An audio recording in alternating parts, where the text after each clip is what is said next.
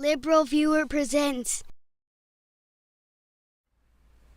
So, welcome to the December 13th edition of LiberalViewer Sunday Live Clip Roundup. Thanks for joining me. Give me a thumbs up and subscribe to my channel if you like what I'm doing here for my 399th Sunday in a row.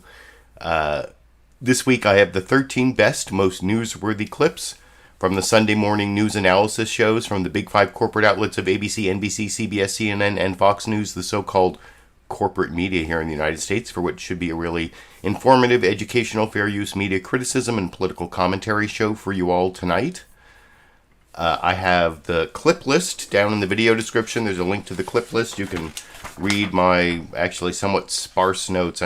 My notes are getting sparser and sparser as I get to my, ending this series, or I don't know, maybe I'm just trying to keep more of the notes in my head, but some of them are here, and hopefully I'll remember to say everything. Also, the source of all my clips down in the video description, and my two topics for tonight. The title topic is Trump's Traitors. Those are all the Republicans who are signing on to this attack on democracy. That is the failure to accept the reality that former Vice President Joe Biden is now the president-elect. And tomorrow, when the electors vote in all the states, he will officially be the president-elect. Is that going to change anything? Well, I guess we'll find out. And then, if Trump had not been engaging in all this craziness, what I call the Trump crazy train last week, the top story this week might be vaccines. The vaccines are going out. They were like breathlessly covering the trucks. Many pictures of trucks with vaccines being loaded into them. UPS trucks, FedEx trucks. So that I'll talk about the vaccines at the end. And that would have been the top story if it hadn't been for our crazy president refusing to accept that he's the big loser of the 2020 election. But one of the weird synchronicities of the universe, or whatever you want to call it, of today, December 13th, 2020, is exactly 20 years after December 13th, the year 2000, which was the day that then Vice President Al Gore actually conceded after, I think he fought for, was it 37 days or something like that? But finally, when he lost at the Supreme Court, he gave his concession speech. And that's, it's not really a political comedy clip I'm starting off with tonight. It's more, I would say, political tragedy, because I'm going to compare what Al Gore said 20 years ago today in his concession speech with a clip of what Trump said. Well, technically it was yesterday, but it was aired on Fox and Friends this morning. His interview with as Stephen Colbert used to call him in the Colbert Report, the brown-haired guy who's not Steve Doocy, actually his name is Brian Kilmeade, interviewed Trump and got just a huge spew of disinformation and lies, and compared to what Al Gore said 20 years ago today, it makes Al Gore, his speech that's 20 years old, ironically a breath of fresh air, and I will talk about that a little more after we watch this 3-minute clip from Al Gore's concession speech 20 years ago today. Sergeant Pepper told the band to play. No, 20 years ago today, Al Gore's concession over here. Now the U.S. Supreme Court has spoken. Let there be no doubt, while I strongly disagree with the court's decision, I accept it. I accept the finality of this outcome, which will be ratified next Monday in the Electoral College. And tonight, for the sake of our unity as a people and the strength of our democracy, I offer my concession. I also accept my responsibility, which I will discharge unconditionally, to honor the new president-elect and do everything possible to help him bring Americans together in fulfillment of the great vision that our Declaration of Independence defines and that our Constitution affirms and defends. Let me say how grateful I am to all those who supported me and supported the cause for which we have fought. Tipper and I feel a deep gratitude to Joe and Hadassah Lieberman, who brought passion and high purpose to our partnership and opened new doors, not just for our campaign, but for our country. This has been an extraordinary election, but in one of God's unforeseen paths, this belatedly broken impasse can point us all to a new common ground, for its very closeness can serve to remind us that we are one people with a shared history and a shared destiny. Indeed, that history gives us many examples of contests as hotly debated, as fiercely fought, with their own challenges to the popular will.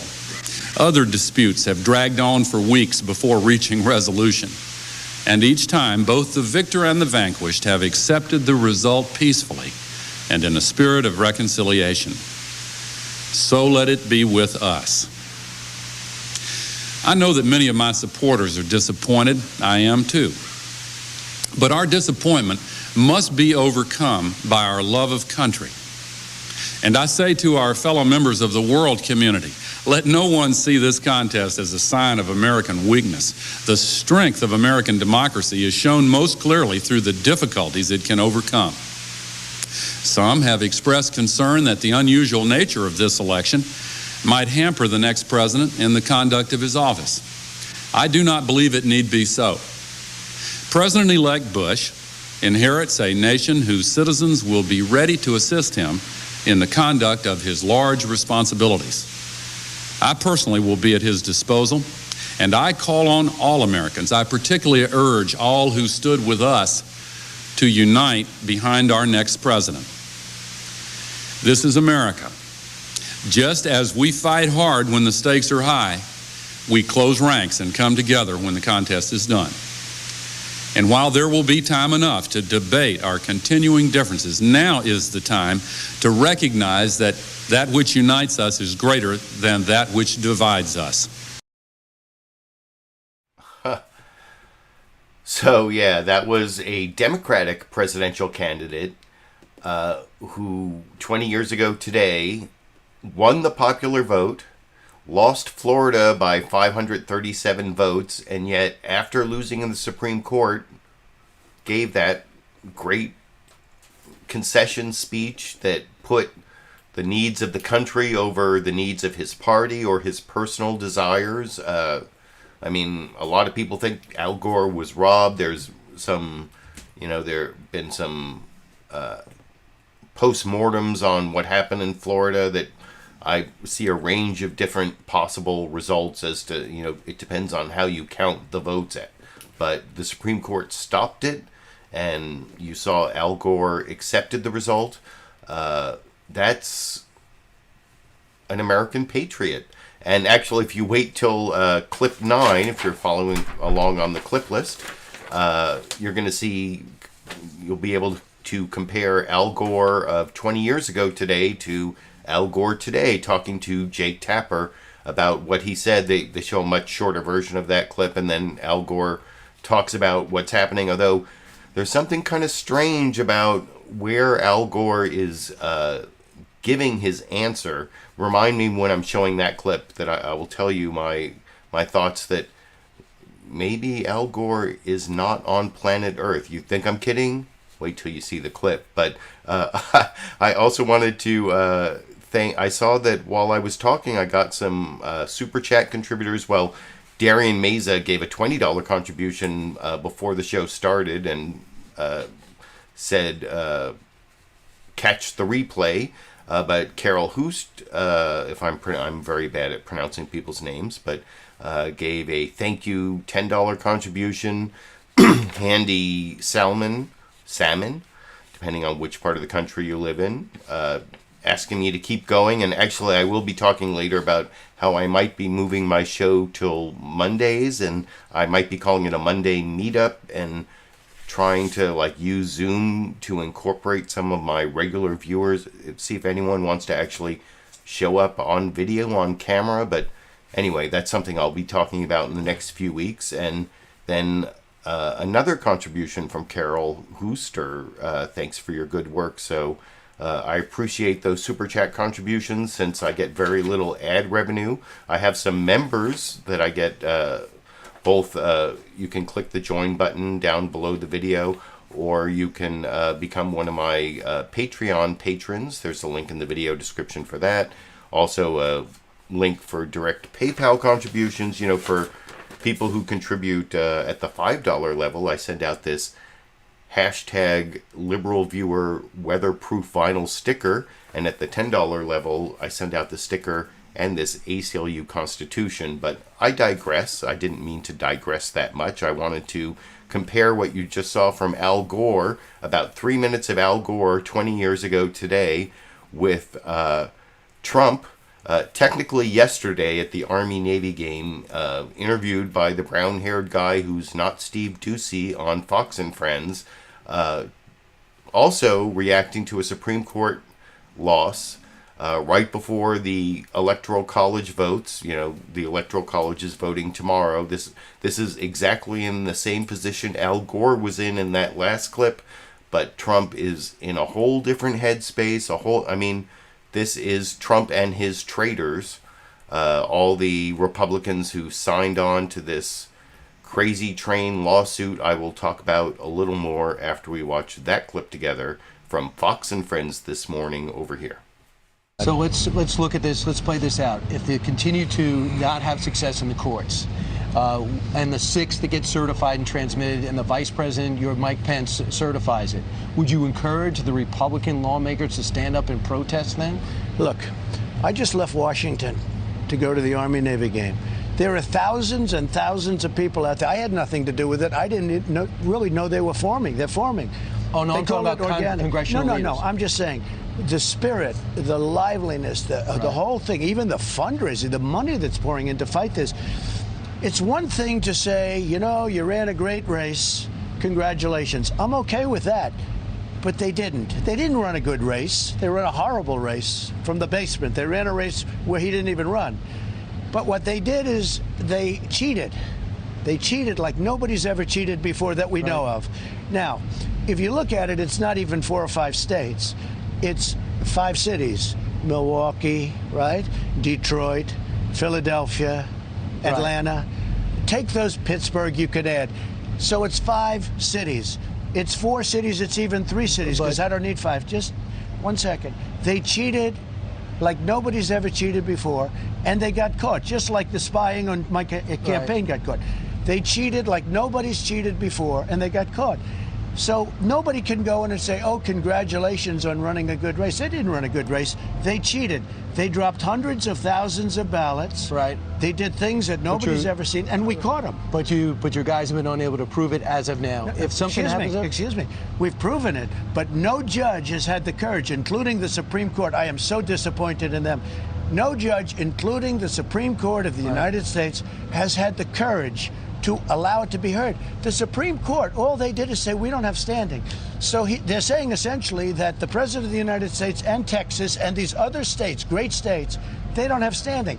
They didn't go into the evidence. If you would look at the evidence, thousands of pages of evidence, we have over 1,000 affidavits from people that saw tens of thousands of ballots. Gotcha. Gets good. No, but here's the point.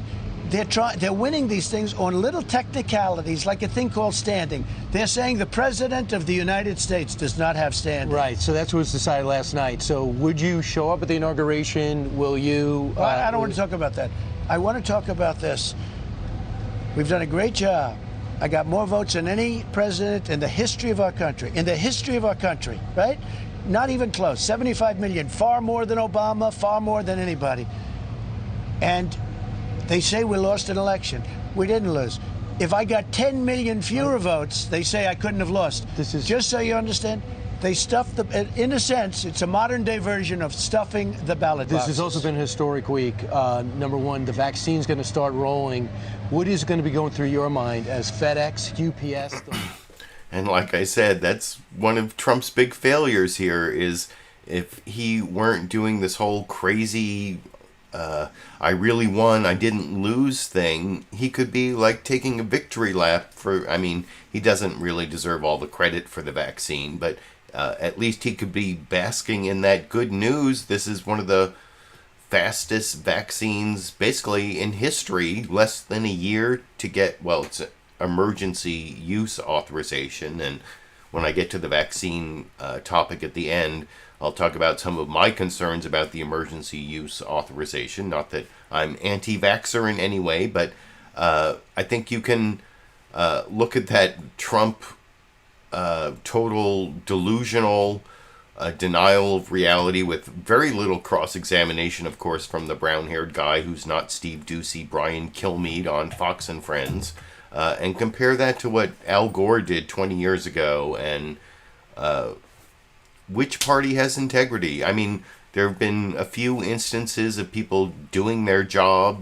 like the governor and secretary of state of Georgia, or who are Republicans and still said that Trump lost, but it's very difficult to find Republicans willing to say that. I'm going to show you a clip later of Lamar Alexander, a retiring senator, Republican senator, who has built a reputation as a moderate, but still won't come out and say that Trump lost the election. Steve Scalise was one of I think 126 members of the House, 2/3 of the Republicans in the House of Representatives signed on to this second lawsuit.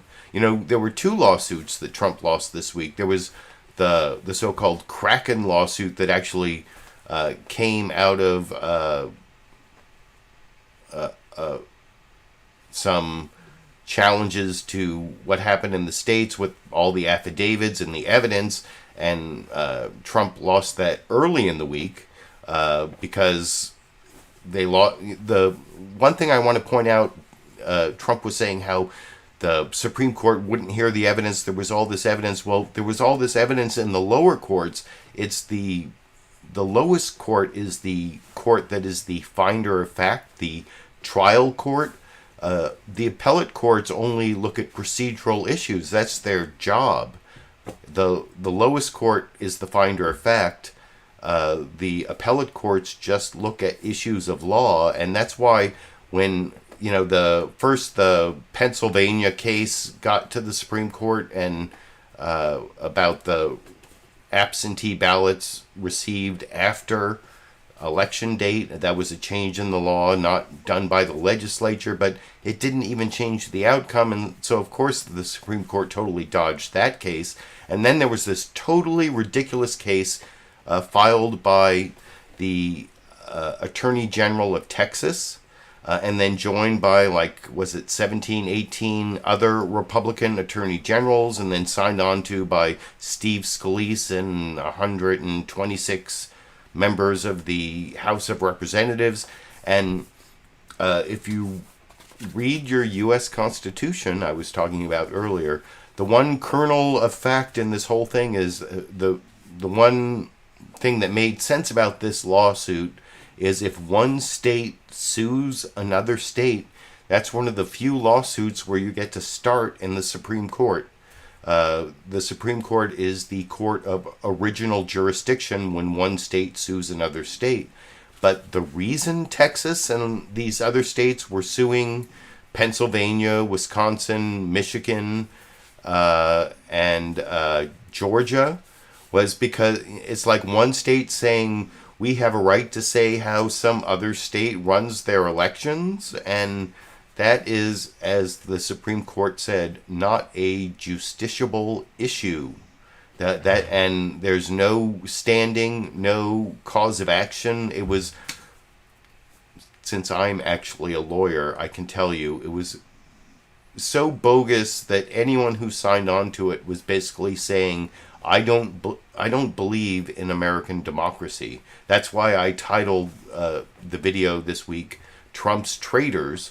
And that's covered in various ways in the news summaries I'm going to show you. And then I will show you Al Gore and Lamar Alexander and Steve Scalise and Cedric Richman all dealing with this issue of a huge proportion of the Republican Party deciding that they don't believe in democracy anymore. But anyway, I'll talk about that a little more after I show you these news summaries. I have news summaries from all five of the big 5 corporate outlets, starting with NBC. I have them ordered from longest to shortest. NBC News's Meet the Press has the longest and I would say the best news summary, and I think I've talked long enough. I should probably just show it to you and talk with you a little more after we watch Chuck Todd do his live introduction and then show the pre-recorded package that I will talk about with you a little more after we watch it together over here. Sunday morning, here's a scene we have all been waiting for. Trucks carrying Pfizer's newly authorized vaccine are rolling out this morning. It's a welcome sign of progress as the country... Oh, but the one other thing I wanted to say, sorry, I forgot to say before I showed the news summaries, I almost took this clip. I was watching live when the vaccines actually went out, and there was all this breathless coverage of the trucks. Like, first they put them in the boxes and all the UPS workers applauded, and then they put it in the trucks, and there was even this point where they're saying, well, let's go outside. Have they started the engines on the trucks? And so, yeah, there's a lot of coverage of trucks, and I saw Sexy Bob earlier. I wanted to highlight this comment from Sexy Bob, who apparently was also up when I was up.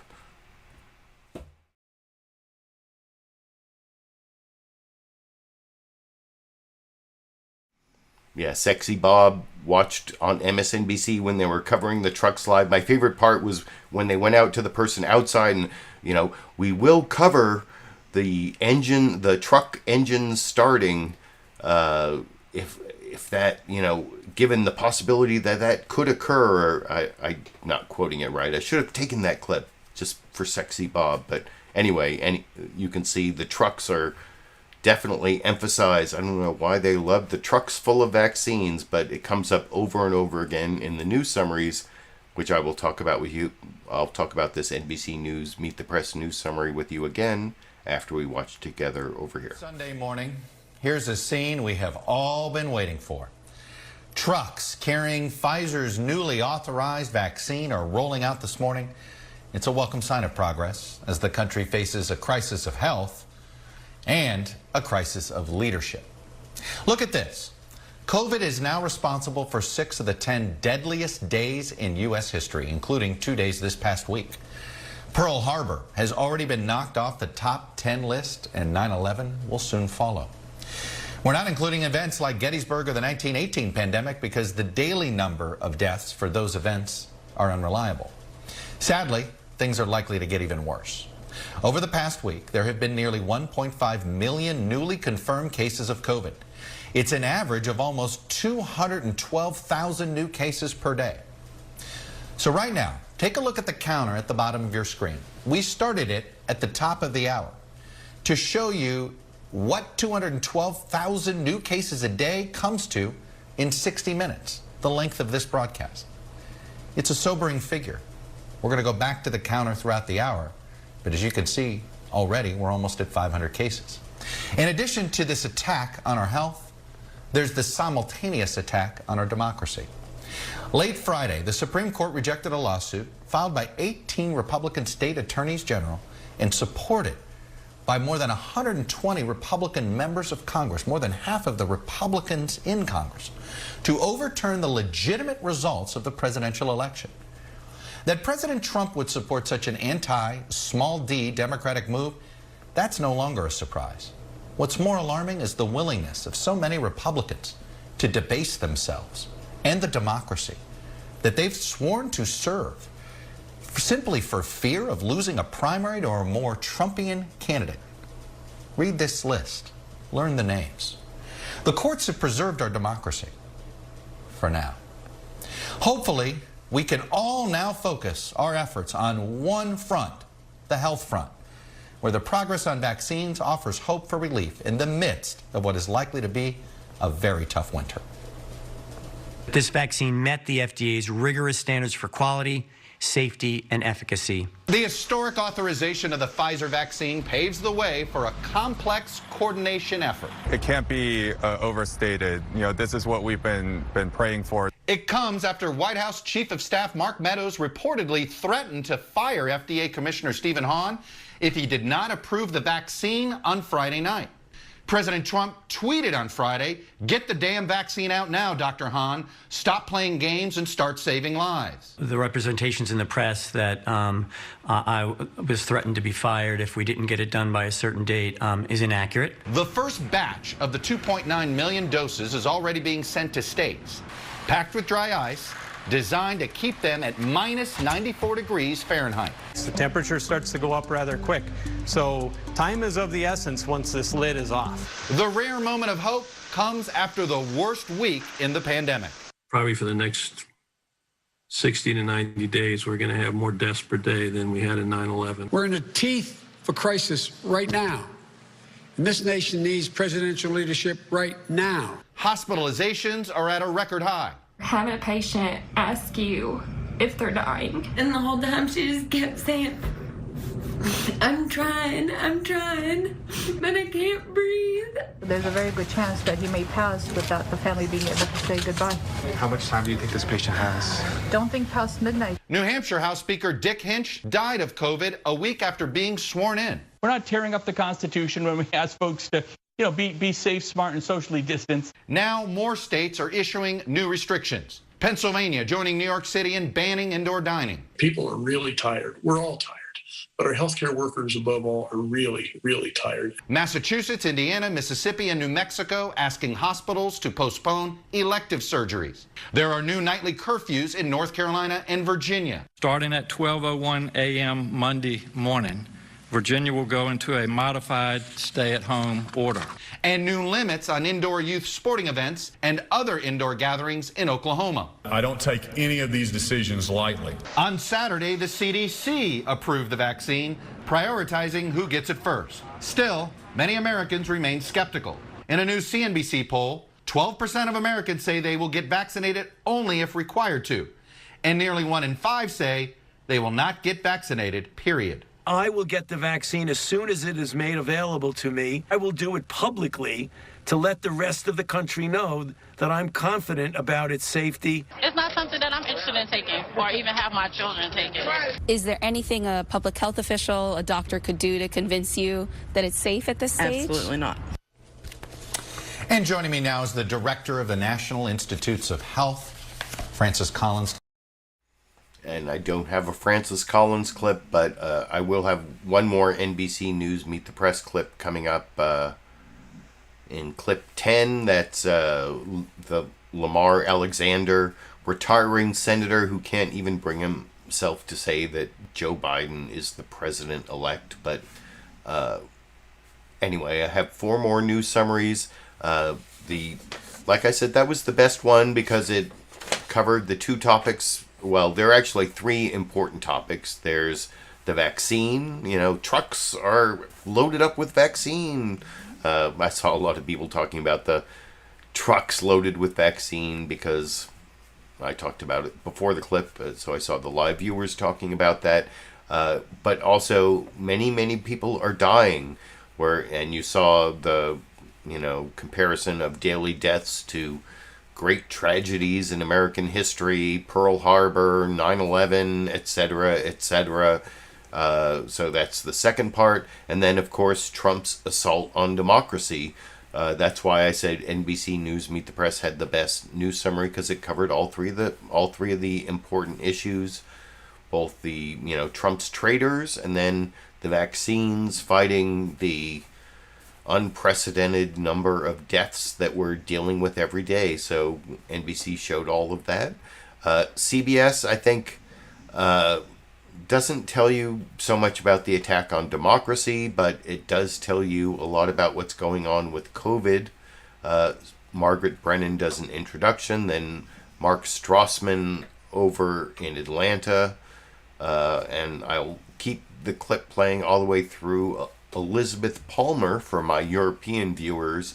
I'll talk about all of that a little more after we watch the CBS News Face the Nation news summary together over here. Good morning and welcome to Face the Nation. We begin with good news today. The first shipments of the COVID-19 vaccine are on their way to those who will receive them first, frontline healthcare workers and elderly nursing home residents. But at the same time, the death toll in the United States is closing in on 300,000, and CDC Director Robert Redfield warned Thursday that we will probably have more deaths per day than we had on 9/11 or Pearl Harbor over the next 60 to 90 days. We begin this morning with CBS national correspondent Mark Strassman in Atlanta. Code Blue in Minneapolis, where COVID bullies Methodist Hospital every day. Its exhausted staff has a white-knuckled grip on hope. These people are dying alone. Where is this light at the end of the tunnel? I'd like to see it. COVID America's three major benchmarks get bleaker by the day. Deaths. Los Angeles County has had more of them than 40 states. Over 8,000 people.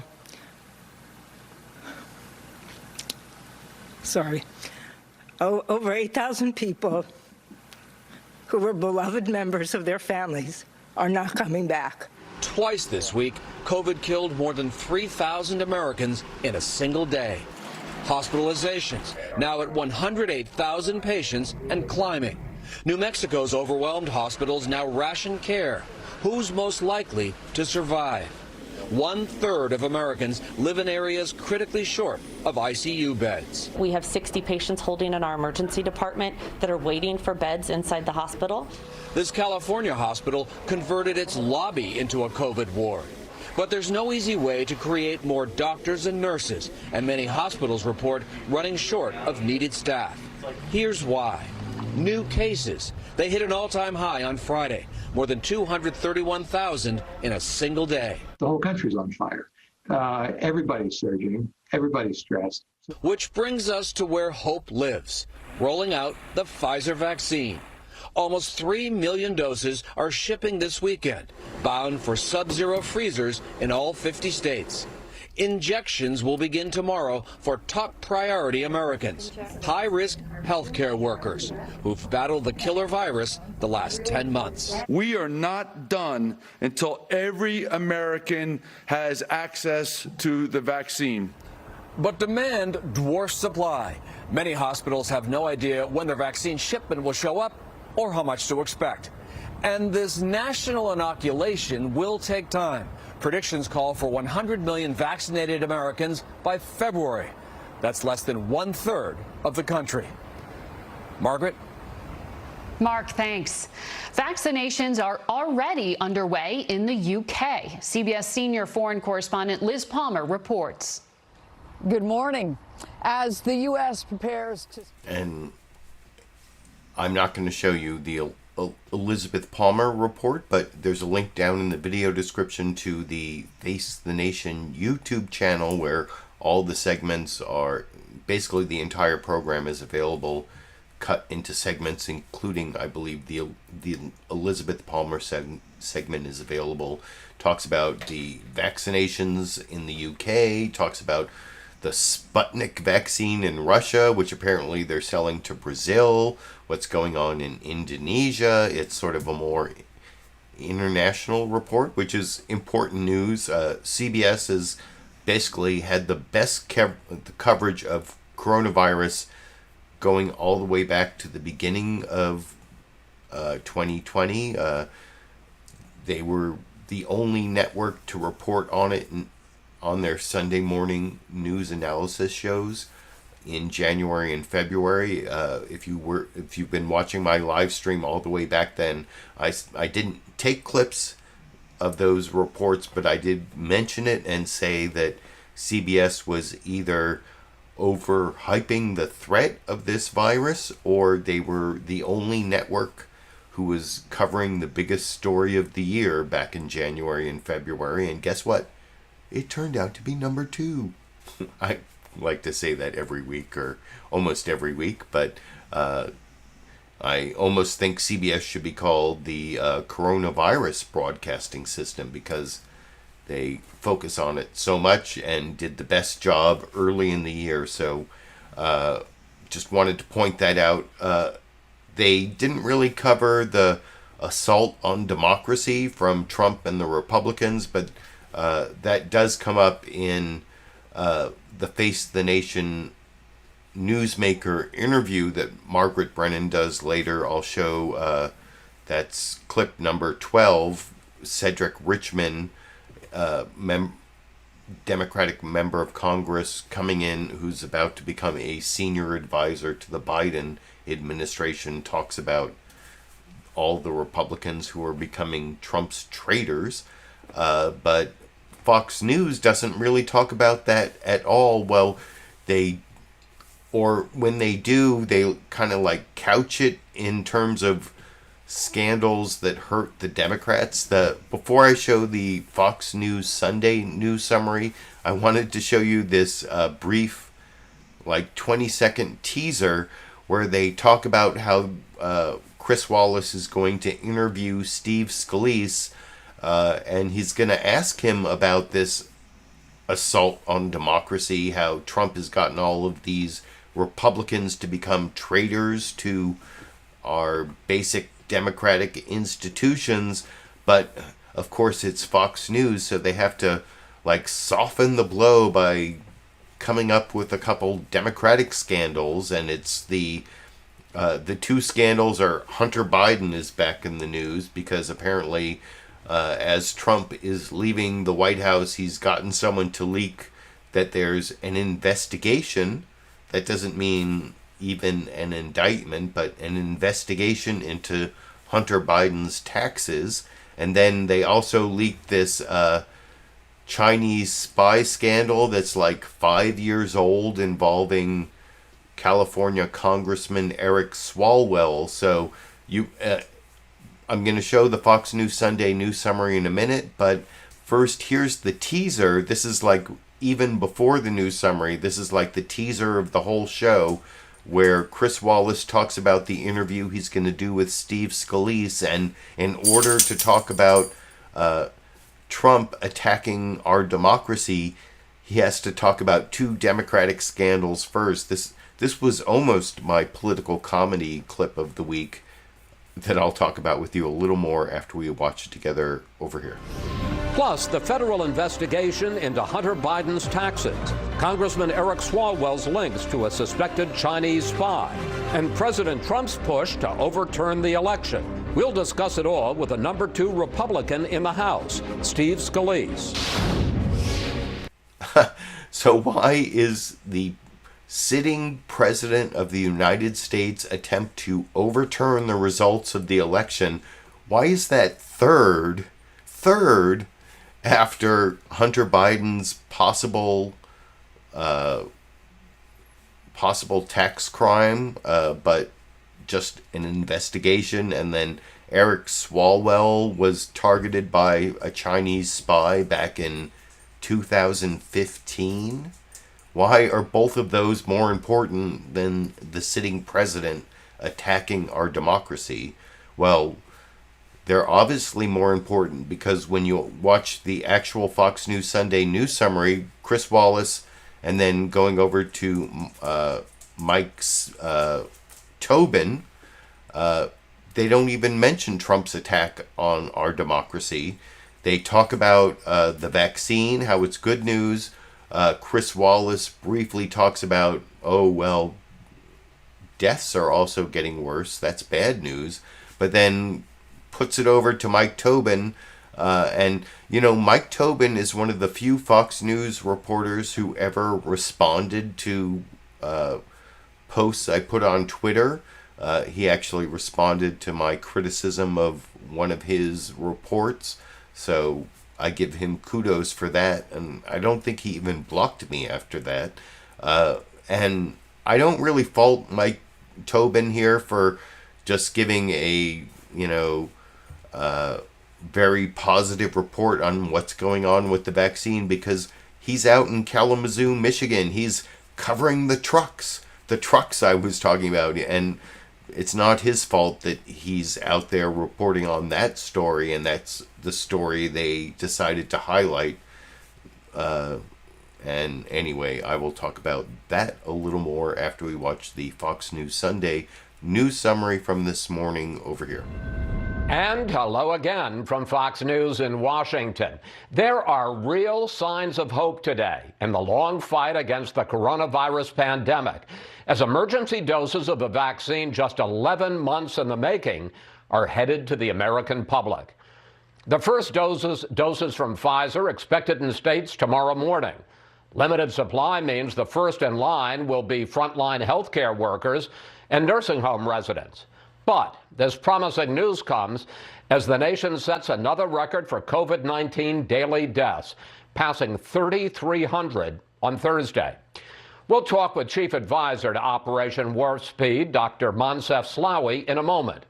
But we begin with Mike Tobin, live from the Pfizer plant in Portage, Michigan, where the first shipments are leaving today. Mike. And Chris, about a half hour ago, we saw the first trucks, both FedEx and UPS, leave the Pfizer facility here in Portage, Michigan. A joint effort with partners ranging from doctors to researchers and factory workers led to this moment. The first shipments leaving by truck to be flown to regional hubs around the country, then distributed to hospitals and local pharmacies. D-Day was the beginning of the end, and that's where we are today. The Army general overseeing the logistics operation saying it's go time. Now we'll begin distribution of safe and effective vaccines to the American people. Shipping giant FedEx will ship to the west, UPS the east, utilizing a sophisticated super cold shipping chain as the vaccine needs to be kept at negative 94 degrees Fahrenheit. Distribution of doses based on a state's population, a large state like California getting about 330,000, a small state like Delaware about 8,800. The FDA stresses corners were not cut when it came to safety or research and denied reports that its chief was threatened with his job. Science and data guided the FDA's decision. We worked quickly based on the urgency of this pandemic, not because of any other external pressure. Health and Human Services Secretary Alex Azar says 100 million doses will make it to the public by February, with shots going into arms as early as tomorrow. Chris? Mike Tobin reporting from the Pfizer plant. Mike, thank you for some very good news. Got it. And joining us now, Operation Warp Speed Chief Advisor Dr. Moncef Slaoui.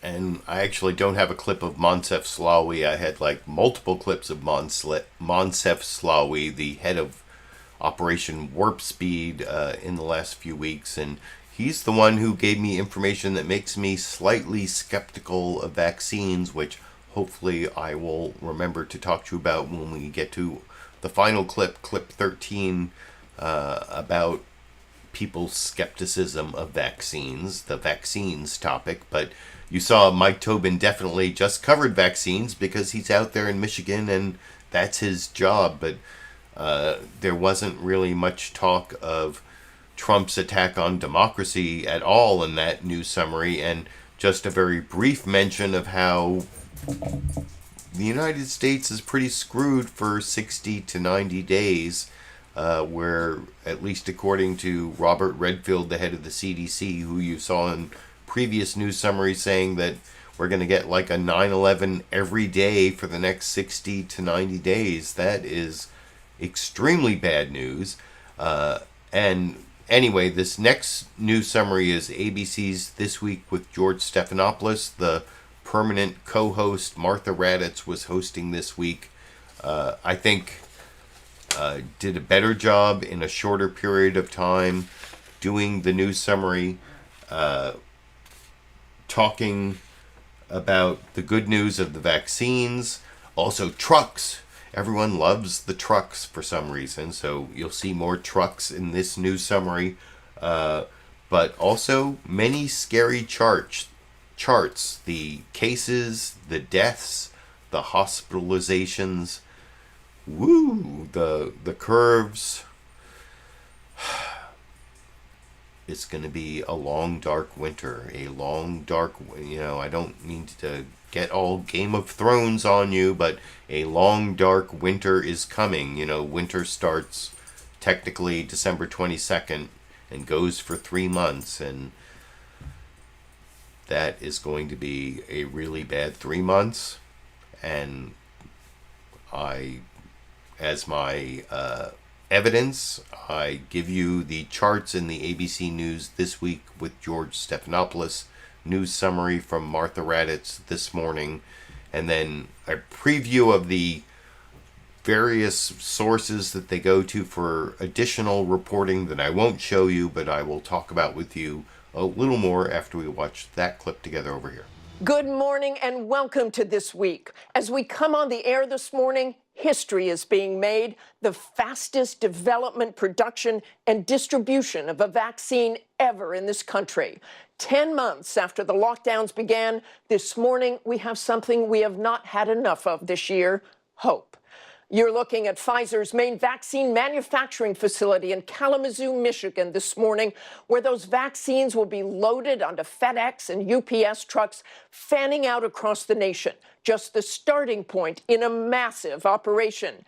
Nearly 3 million doses of vaccine shipping to 636 locations across the country, some expected to arrive as early as tomorrow. This life-saving science cannot come soon enough.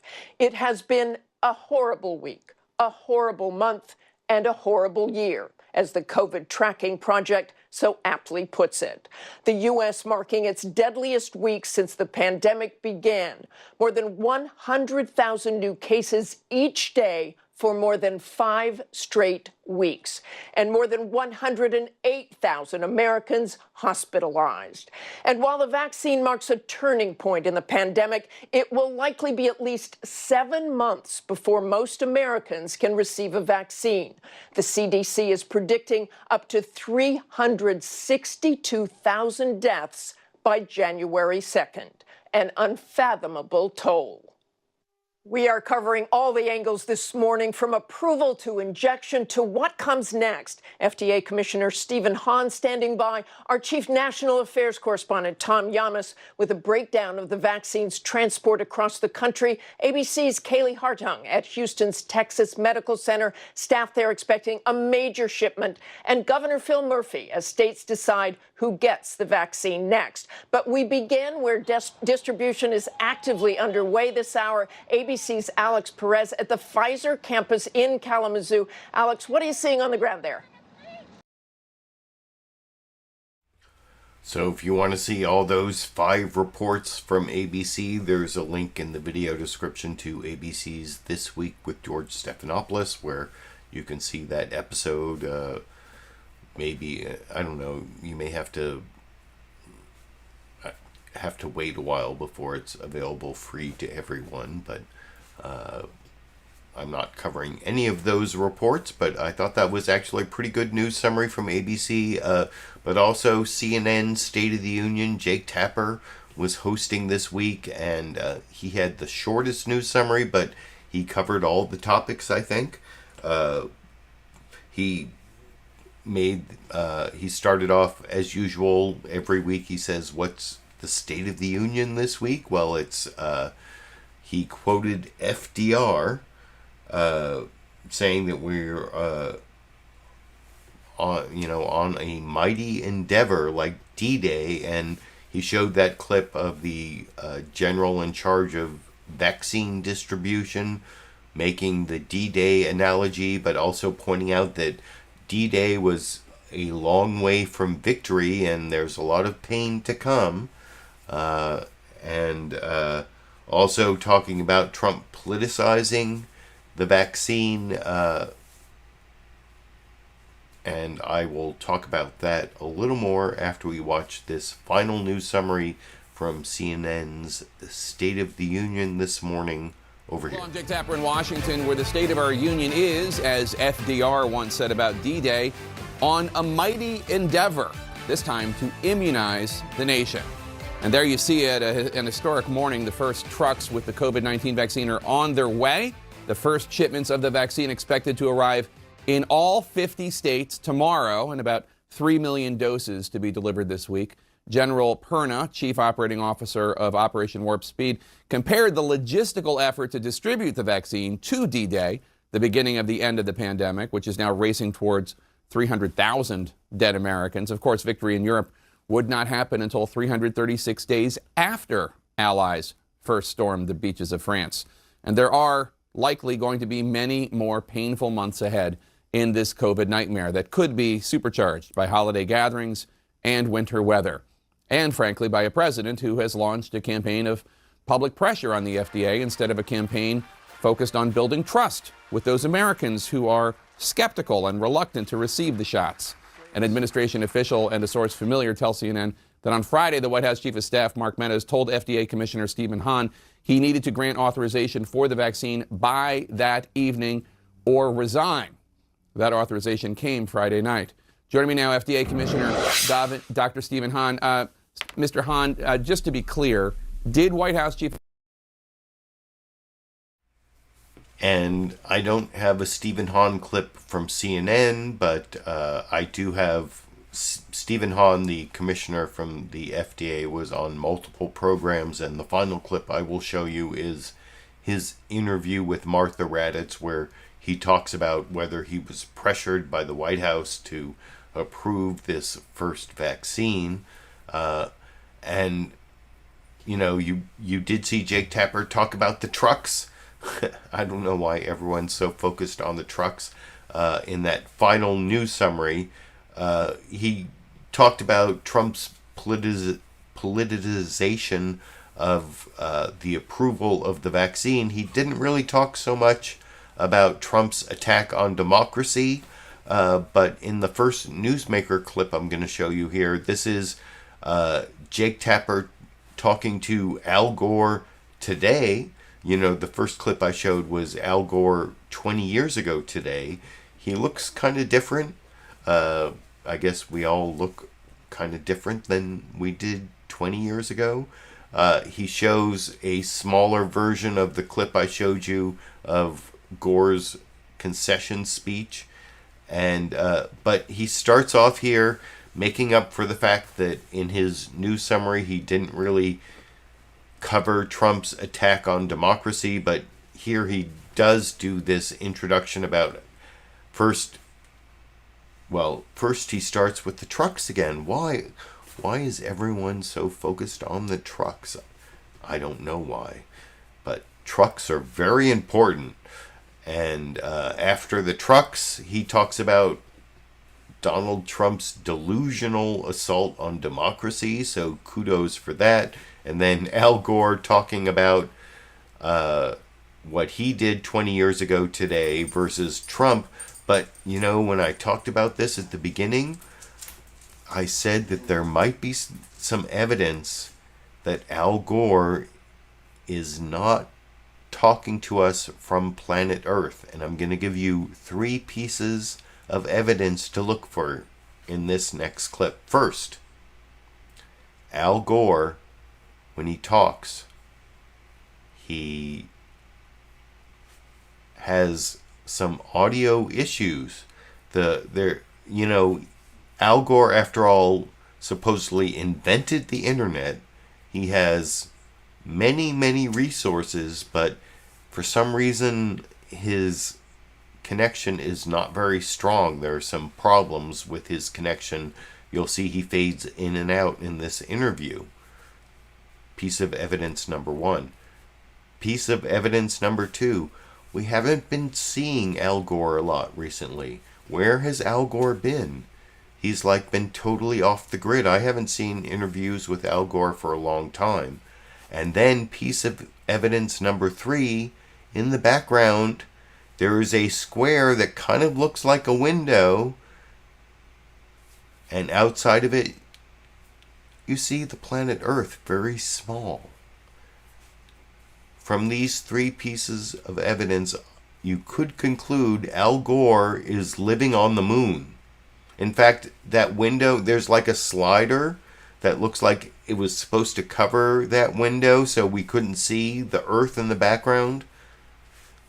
I mean, maybe I'm starting my own conspiracy theory, but when you watch this clip, look at the evidence and let me know, do you think that possibly former Vice President Al Gore has been living on the moon? Let me know what you think after we watch that clip together over here. You're looking right now at a live picture of the airport in Grand Rapids, Michigan, where the first trucks carrying the COVID-19 vaccine are about to arrive to be shipped across the United States. Meanwhile, President Trump is vowing to keep up his frankly delusional fight, his effort to disenfranchise millions of voters, despite the U.S. Supreme Court effectively shutting down his efforts on Friday. 20 years ago this weekend, the U.S. Supreme Court made a different decision about the presidency, one that had profound consequences for the nation and for my next guest, former Vice President and former Democratic presidential nominee, Al Gore. Vice President Gore, thank you so much for joining us. It's 20 years to the day since you gave this speech in which you formally conceded the 2000 election to George W. Bush. Take a listen. I know that many of my supporters are disappointed. I am too.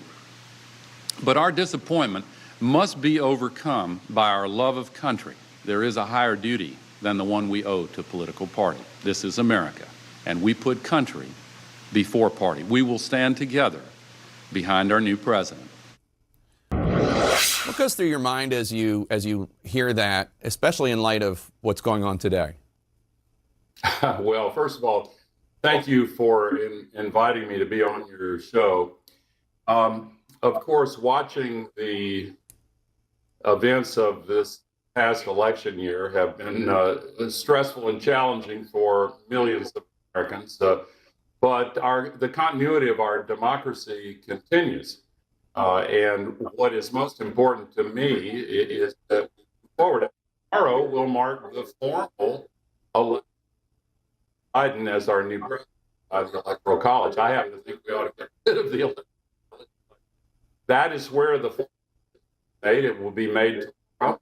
And I would very much hope that I've been so strongly committed to Trump's reelection and will set aside appointment. And I support go as supporters of candidates who were not successful for the last 2 centuries plus have been able to do. In the 20 years since that day, since the day that you formally conceded, have you ever regretted your decision? No, I have not. Winston Churchill once said of the American people, he said, they generally do the right thing after first exhausting every available alternative. And there were no remaining alternatives after a final Supreme Court decision. The only there is no intermediate step between a final Supreme Court decision on a matter of this sort and violent revolution. And those who talk about continuing the fight after it is over with are being disrespectful of American democracy, which is, in Lincoln's phrase, the last best hope of humankind. During the 2000 recount, Republicans mocked you and your running mate, Joe Lieberman. They called you sore loserman for refusing to accept defeat. A lot of those same Republicans are now, including at least 126 House Republicans and 19 Republican state attorneys general, throwing their weight behind this Texas lawsuit, which is based on lies and conspiracy theories and falsehoods. And I'm wondering what it's like for you hearing the Republican Party put the force of weight of their reputations and everything they've worked so hard for behind this effort to disenfranchise millions of Americans and overturn a democratic election. Well, many conservative and Republican legal scholars have described that lawsuit as ridiculous and really unintelligible. And of course, the Supreme Court summarily dismissed it, with all of the Supreme Court justices nominated by President Trump dismissing it as well. So that lawsuit got the result that it deserved. I would encourage those who are still supporting the lost cause of President Trump's reelection to put the country first. And I'm going to express the hope, Jake, that with the Electoral College votes tomorrow in all 50 states, and with President-elect Biden receiving the majority, that will be a point at which some of those who have hung on will give up the ghost. It's hard to escape the interpretation that they're frightened that President Trump will tweet them into political oblivion if they don't do exactly what he says. But, you know, there are things more important than bowing to the fear of a demagogue. And one of those things that's more important is the United States of America and our Constitution and the continuation of the American experiment. In addition to this being the 20th anniversary of your concession. So, yeah, that I was just joking about Al Gore being on the moon. I saw a lot of people taking that claim seriously because I gave those 3 pieces of evidence, but it was just a crazy conspiracy theory. I mean, you can always come up with evidence for a conspiracy theory, and then anything that contradicts the evidence, well, that's evidence of the cover-up. That's how conspiracy theories work. But I wanted to show Al Gore there, in addition to the clip I showed at the beginning of Al Gore's concession speech 20 years ago today, because the next 2 clips I'm going to show you are 2 Republicans claiming that Al Gore is what gives Donald Trump permission to do the crazy traitorous stuff he's doing, and of course all the Republican attorney generals and the 2/3 of the members of Congress of the House of Representatives who are supporting Trump's crazy attack on our democratic system. Well, you're going to see Lamar Alexander, a member of the Senate, retiring, can't even bring himself to say that Trump lost the election. And then Steve Scalise, one of the members of the House of Representatives who signed on to this crazy lawsuit. So, but I'll start with Lamar Alexander. Sorry, I dropped my notes here. This is clip 10, where Lamar Alexander is making this analogy to Al Gore, even though Al Gore, after he lost in the Supreme Court and before the Electoral College voted, conceded. And that's where we are right now. The Supreme Court swatted down 2 suits, both the factual suit from, the Kraken lawsuit earlier in the week, and then later in the week this Texas lawsuit that was joined by a whole bunch of other Republican attorney generals that also got totally dismissed by the Supreme Court. But here's Lamar Alexander, who supposedly is a moderate Republican, retiring from the Senate, so has nothing to fear, but still won't say Biden won the election, talking to Chuck Todd this morning over here.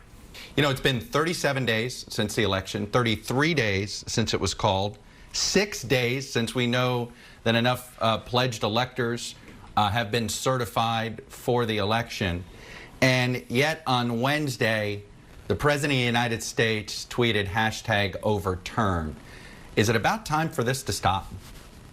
Well, Monday it should stop. I mean, remember, it's not unprecedented to contest an election. Al Gore took 37 days, I believe, to contest before he finally conceded, and then he made the best speech of his life respecting the result, which is what I hope the president will do if the electors vote for Joe Biden on Monday, which it is apparent they will. I don't understand the context, though, of trying to compare to this Al Gore. That was an incredibly close election. The only reason there's a perception that this was closer than some others is the order with which we counted the vote. So is the comparison to 2000 really fair, or is it creating a false straw man? Well, it's not. You're exactly right. It's not the same circumstance. But what is a good comparison is that Al Gore conceded, then unconceded. Then after 37 days, he conceded again. But the important thing was he made the best speech of his life. He went on television. He said, the courts have decided. I respect the result. Let's put the country first. That's what I hope the president will do if, as expected, on Monday, the electors vote for Joe Biden. Everything up before Monday is really a projection. We've gotten used to the media deciding shortly, on election night. My first race for governor, I conceded within 2 hours, but the votes hadn't all been counted. I think it's fair to allow candidates to contest elections if they want to, if they have evidence. But when it's over, it needs to be over. All right. I don't remember these same comments 4 years ago on Hillary Clinton should get more time and all of this stuff. I mean, so yeah, that was pretty weak, especially from a retiring Republican senator. Can't even stand up to the possibility of mean tweets from Donald Trump. Or why won't he say Biden is the winner of the election? Why won't he barely, he did kind of, but he's a retiring Republican senator. Even worse is this next clip of one of the 2/3 of the Republicans in the House of Representatives who signed on to this totally bogus lawsuit where Texas tried to say, along with a whole bunch of other Republican attorney general states, tried to say that they could somehow intervene in what other states decided in terms of, the swing states, Pennsylvania, Wisconsin, Michigan, Georgia, that Texas can sue in the Supreme Court to get those 4 states to change how they're going to run their elections. And I criticized Fox News Sunday when I showed the news summaries earlier that they didn't mention the attack on democracy, basically the Trump traitors topic that is my main topic tonight. And I also showed that teaser where Chris Wallace had to say before even the news summary that before he talked about Trump's attack on democracy, he had to mention the Hunter Biden scandal and Chris Swalwell being targeted by a Chinese spy 5 years ago in 2015. That's big news. Something happened 5 years ago. That's the opposite of news. But you'll see that even recurs here when Chris Wallace does a pretty good job of cross-examining Steve Scalise on the issue. But before he even gets to the issue, of course, he has to mention Hunter Biden and Eric Swalwell. But then he does a pretty good cross-examination of Steve Scalise, who uses the Al Gore example.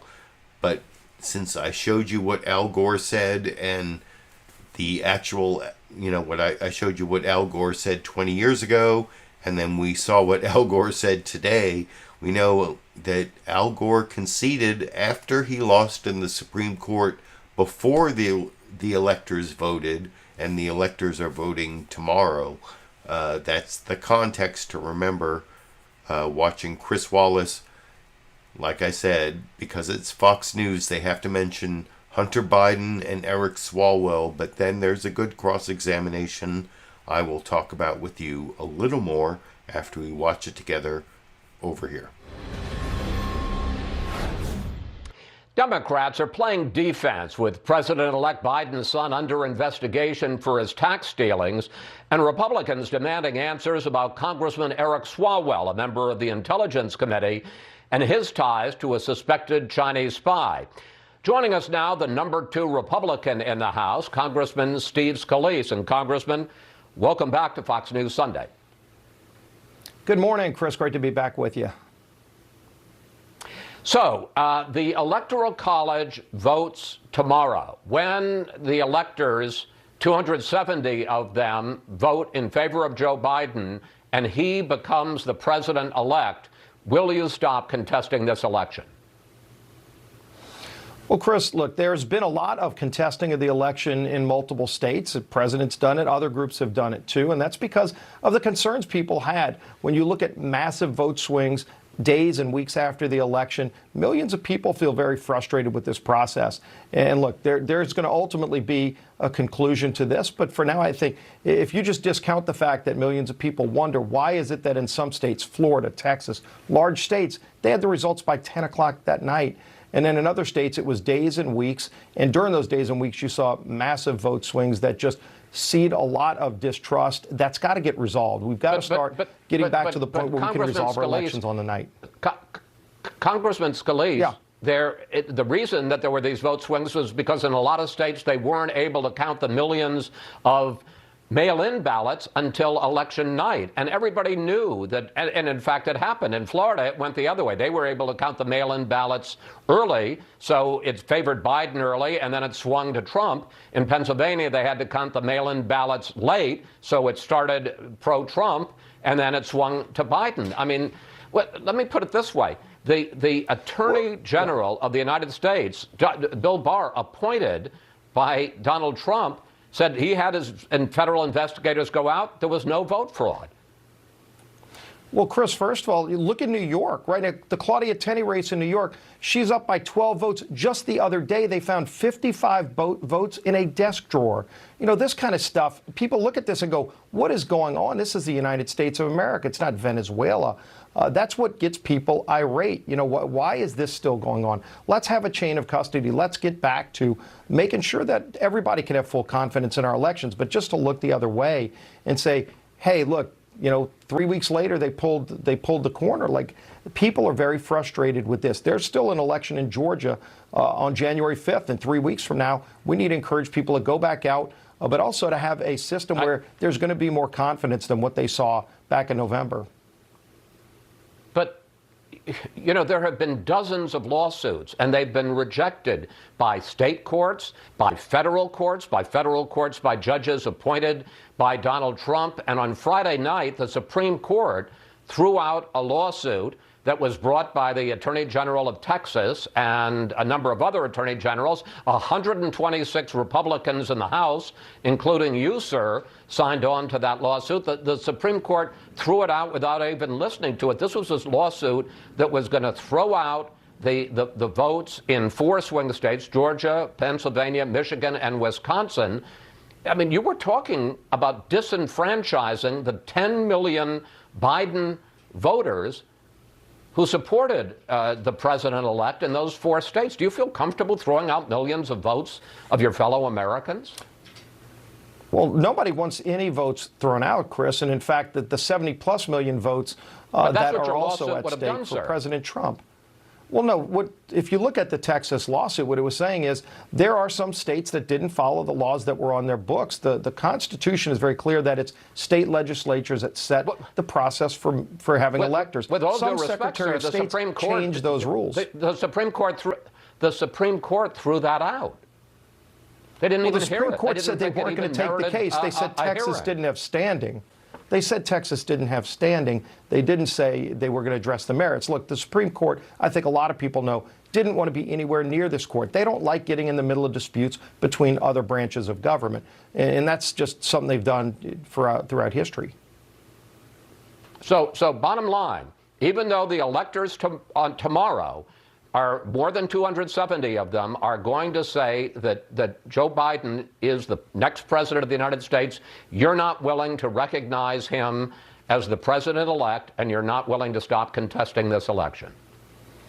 Well, hold on, Chris. First of all, Joe Biden has been going through a transition that even President Trump supported, while he's also following what the court allows. There are legal challenges allowed. Nobody said back during Bush v. Gore, prior to the Supreme Court finally resolving it, and ultimately there was electors met, there was a swearing in. Nobody disputed that, maybe some on the Democrat side, but you didn't see people asked prior to that to pass judgment before it was fully resolved. Let the legal process play out. But if you want to restore trust by millions of people who are still very frustrated and angry about what happened, that's why you've got to have this whole system play out. There will be a president sworn in on January 20th.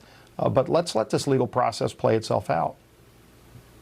All right. Let me switch to another subject. We learned this week So that was the end of Chris Wallace's cross-examination of Steve Scalise. I think in some ways it made up for the lack of criticism of Donald Trump's attack on democracy in the Fox News summary I showed you earlier, although I don't know why they always have to couch it.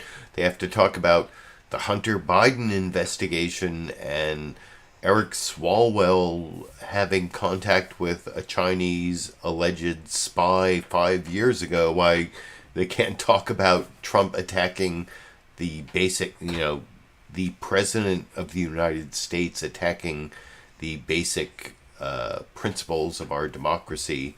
That has to come third to the Hunter Biden and the Eric Swalwell scandals. That seems pretty ridiculous, but at least Chris Wallace did some cross-examination of Steve Scalise. I saw some people in the live comments mentioning that Steve Scalise was a shooting victim.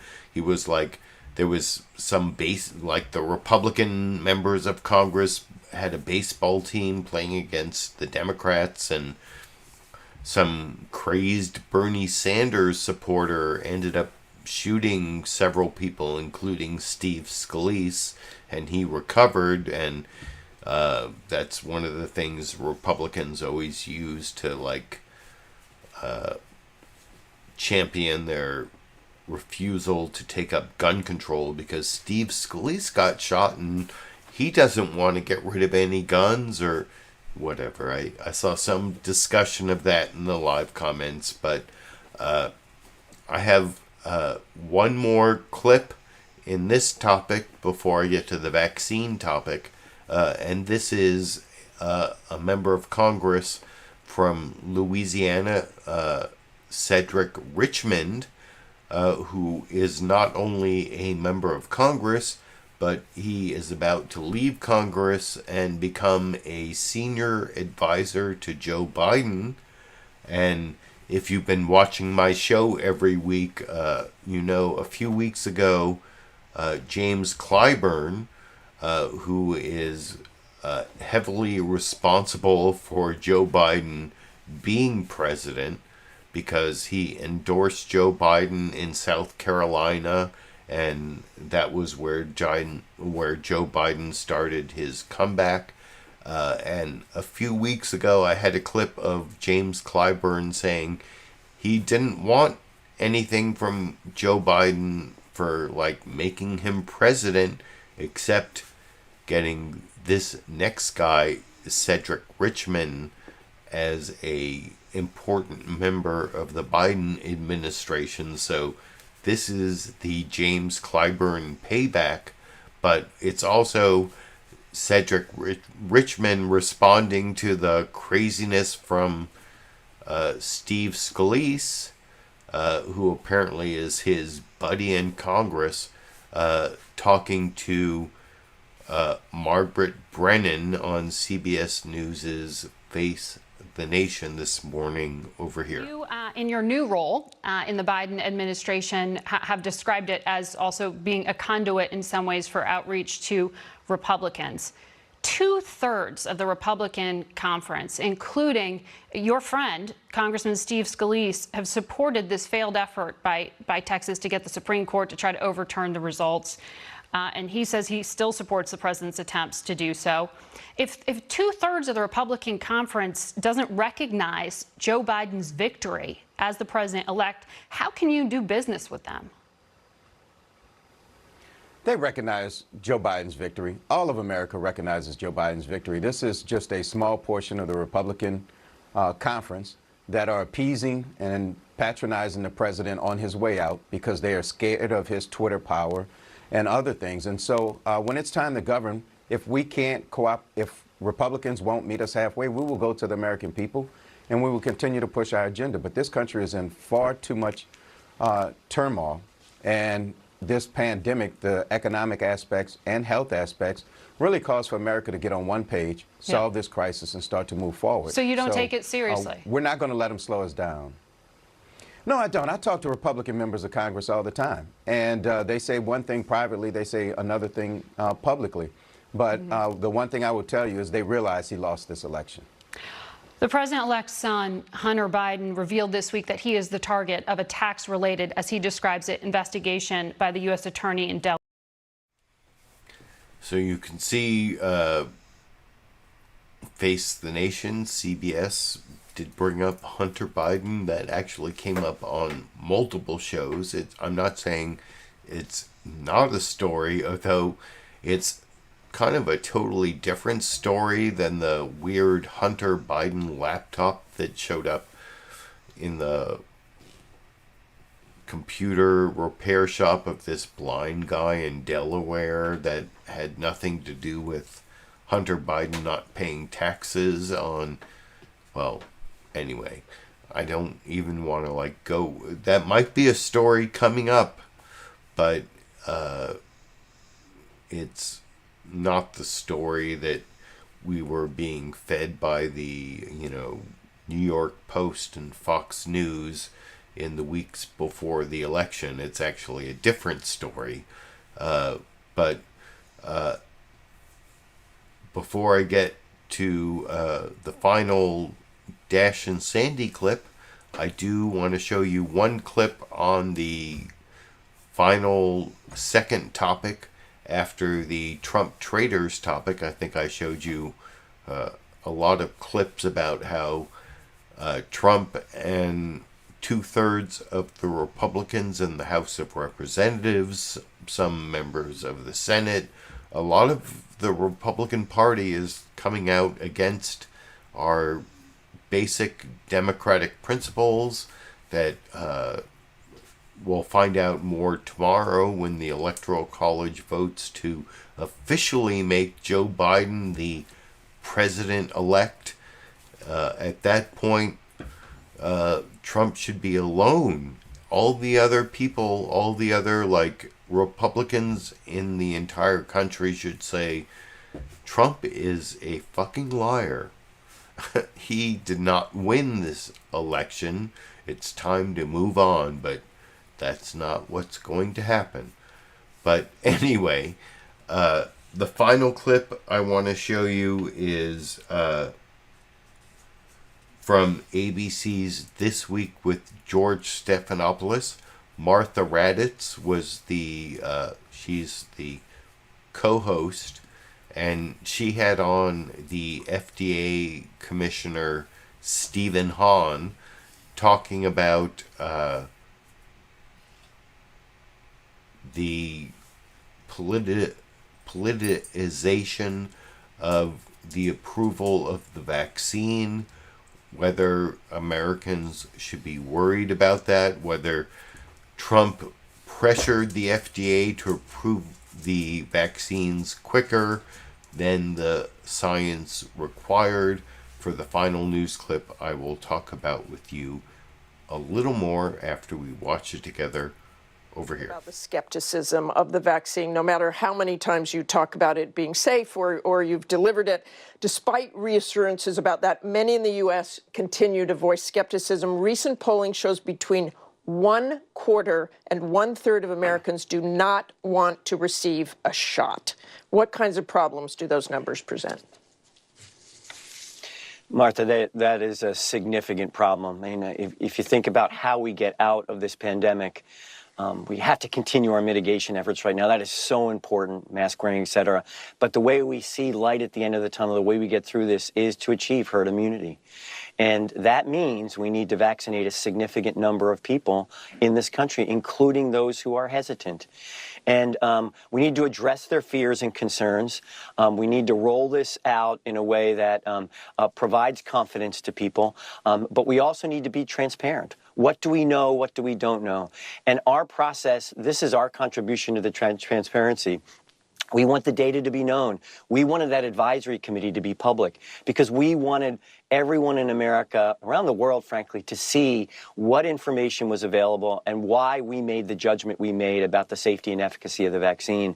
And as you can see, the experts on the panel also gave, with their vote, a thumbs up to that authorization process as well. So I think that level of transparency and information helps us. Dr. Hahn, I want to go back to the approval that you talked about at the beginning. When President Trump tweeted at you last Friday, "Get the damn vaccines out now," I know you have said that you were not threatened with being fired, but did Chief of Staff Mark Meadows call you and say, hurry up? So we have, from the beginning, Martha, said that the only thing that's going to matter in this is the science and data. And of course, we've been asked to speed this process as much as possible. So this did we happen internally Friday? have been saying the same thing. The president has now said he did push you and it could have been out a week earlier. Is that true? We do not feel that this could have been out a week earlier. We went through our process. We promised, Martha, the American people, that we would do a thorough review of the application, and that's what we did. We followed our process. Thursday evening, after the VRBAC, after the Vaccine Advisory Committee meeting, our folks made the decision to go forward, but we had to continue our discussions with the sponsor. And so we put out a statement early Friday indicating that we were moving forward with this authorization with the sponsor. So that was early Friday morning, and then we proceeded to do that throughout the day. That is the urgency of the situation that we felt, and we did this on behalf of the American people. And just very quickly, Mark Meadows said what to you? Is it possible he said you would have to resign? So, again, I'm not going to discuss individual conversations. We were encouraged to move quickly, and we are already moving quickly, and I feel very confident about the decision we made. Okay, thanks so much for joining us this morning, Dr. Hahn. Always great to see you. So, yeah, that is Stephen Hahn, the commissioner of the FDA, the Federal Drug Administration, talking about Trump politicizing that agency, asking them to move quicker than the science. And I did mention earlier that I had some concerns about the vaccine, and I even saw here a LiberalViewer grumpy cat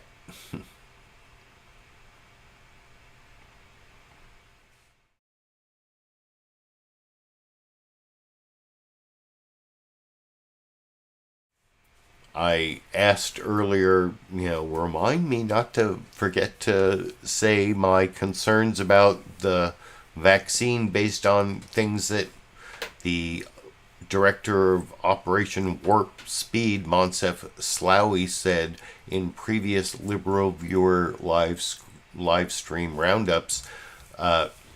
Basically, what he's, they've done a great job with the vaccine, but it's an emergency use authorization because they haven't been able to follow possible long-term effects.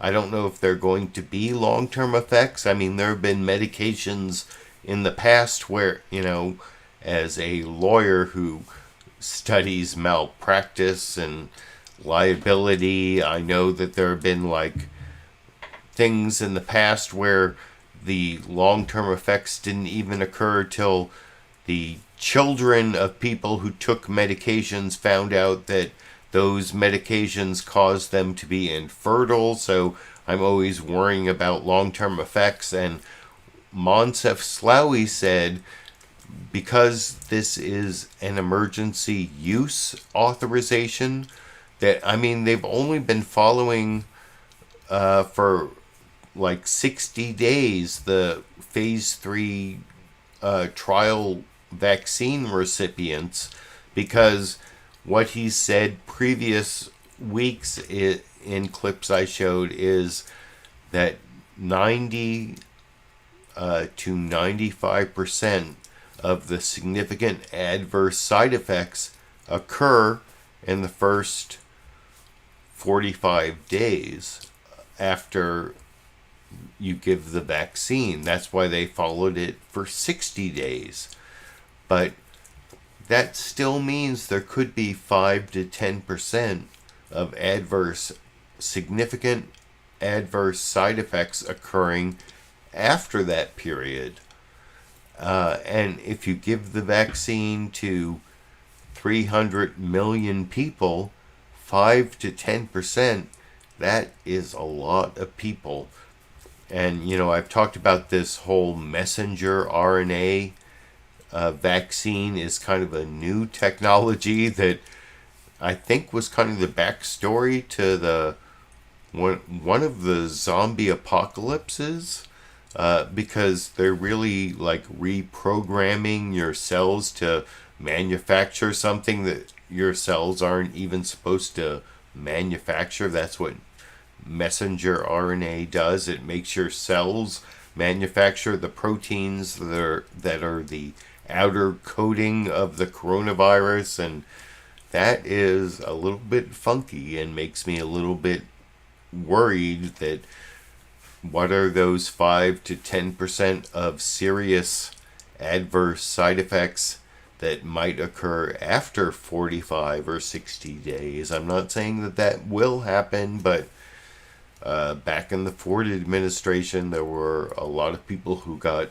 Guillain-Barré syndrome, but I think that was actually pretty quick. But anyway, it's kind of a risk-benefit analysis. It depends on like how worried you are you're going to get the virus, how risky it is based on your, pre-existing conditions or whatever to get the virus, and then how worried you are about that 5 to 10% of adverse side effects that might occur in the long term that hasn't yet been studied.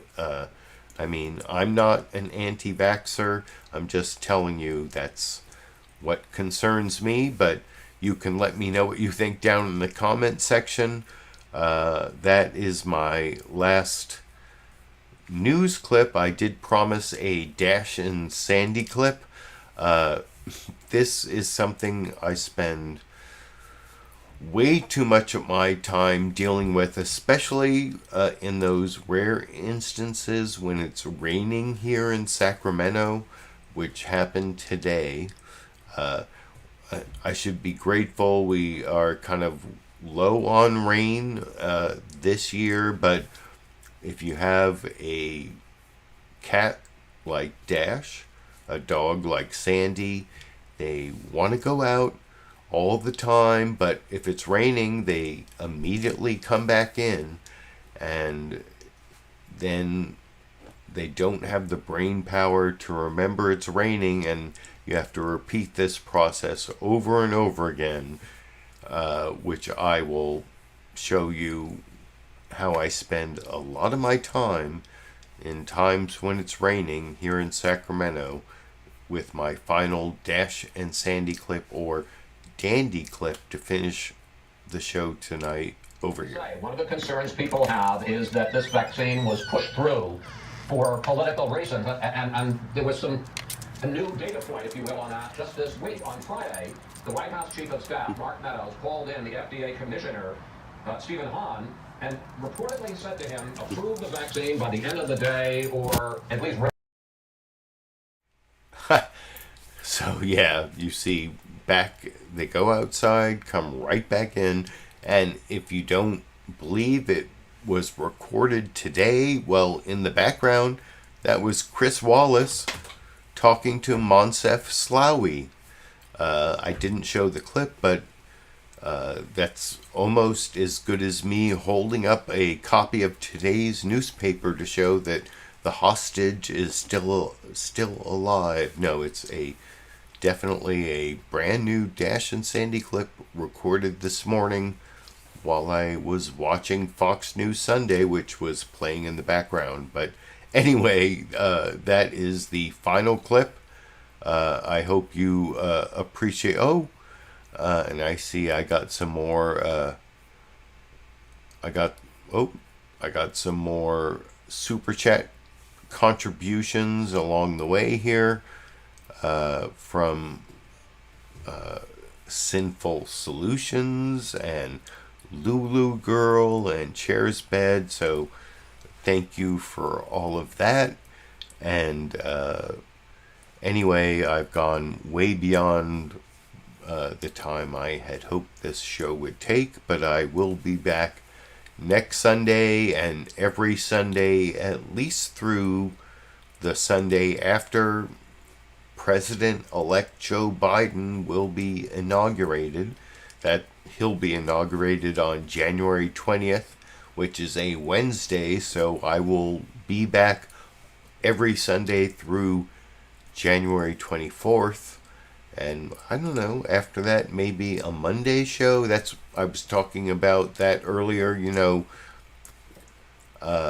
would be better for me to do my weekly show on Mondays, since my wife has the weekends off, but she works on Mondays. So if I actually did the show on Monday, I'd have more family time here at home. So that, like I was talking about earlier, I might do, instead of my Sunday live clip roundup, maybe a Monday meetup with sort of the same content, or maybe a shorter amount of content, like noon Pacific time on Mondays, maybe incorporating Zoom, bringing in some of my regular viewers to interact with, which will make up for the fact that it's not quite as topical breaking news because it's 12 hours or 16 hours later or whatever. But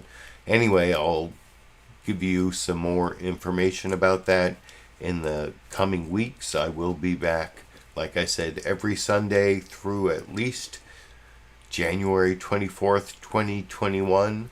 I may have I have a couple ideas of some edited, produced videos that I might put out, especially one about about filibuster reform, so look for that. But until that comes out, or until next Sunday, I guess I will be seeing all of you around the internet.